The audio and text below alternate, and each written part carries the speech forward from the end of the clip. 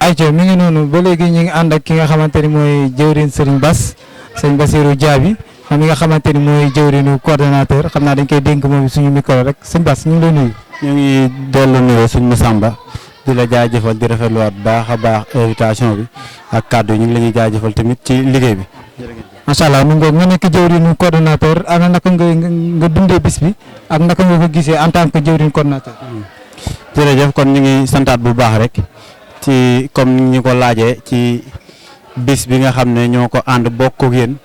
te lépp wala li nga xam ne mooy wàllu coordonnateur bi suñ baaka teg ko suñ loxo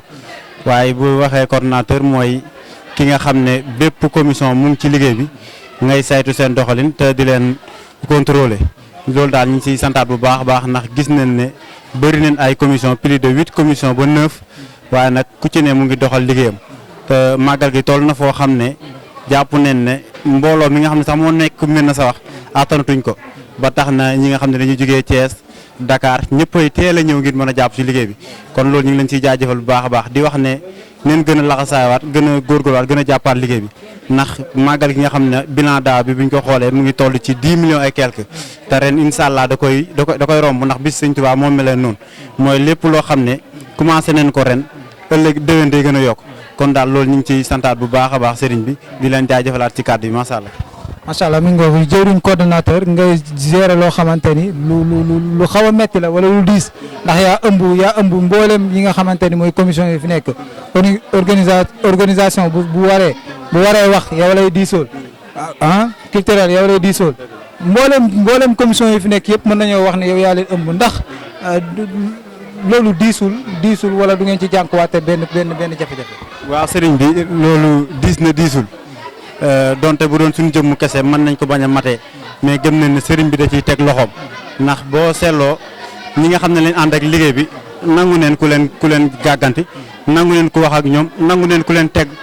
loo leen tegoo ñu tegoo ko kon loolu rek jàpp nañ ne moo yombal liggéey bi waaye gëm nañ ne loolu mooy li ñuy wax naan sëñ bi moo ci teg loxoom ndax ki nga xam ne da nga koy fekk magoo ko wala yéen a tolloo génération nga ne ko jugal def li mu def ko nangu ko kon loolu ndimbalal sëñ bi la kon ñoom ñu ngi la ñuy santaat bu baax a baax ci nit ñu yombalee liggéey bi waaye gis neen tamit seen taxawaay ci liggéey bi gis neen amélioration yi gis neen bëgg-bëgg bi gis neen détermination yi kon daal loolu moom duñ def lu dul santaat rek te di ñaan yàlla gën a dëgëral taxawaay bi jërëjëf sëñ amiin mu mel ni kii nekkul ren rek nga ko yor waaye ay at yaa ngi yor commission boobu nga xamante ni mooy coordonnateur en tant que coordonnateur ndax gis nga ci innovation am déet.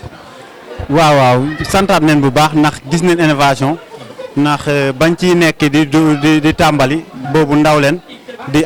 di rampe ànd ak suñuy mag ñuy teg si yoon di ñu jubbantu ba tey ñu jëlaat liggéey boobu jébbal ko suñu loxo kon duñ def lu dul sant donte métti na méttul comme ni ma ko waxee woon waaye gis nañ ne lépp ndimbale sëñ bi moo ñu ciy dimbale kon daal ñu ngi ñaan lépp loo xam ne njuumte la lépp loo xam ne dëngate la te mujj soqee ko si ñun ñu jéggal ñu ko waaye neen xam ne lépp luñ bëgg rek mooy jubal dëggal teg ci yoon loolu daal si la ñuy sëñ bi woo te ñu ngi ciy góorgóorlu bu baax a baax. macha allah jubal tegee ci yoon ci la ñuy tënku ba tax ndi mboolem li ngeen xamante ni yëkkati ngeen ko rek mu woyof toll ñaanal leen suñu borom yéen it suñu borom gën leen a defal tawfeex yéen a ngi def liggéey bu am solo waaye comme niñ ko waxee rek Seydina Ousmane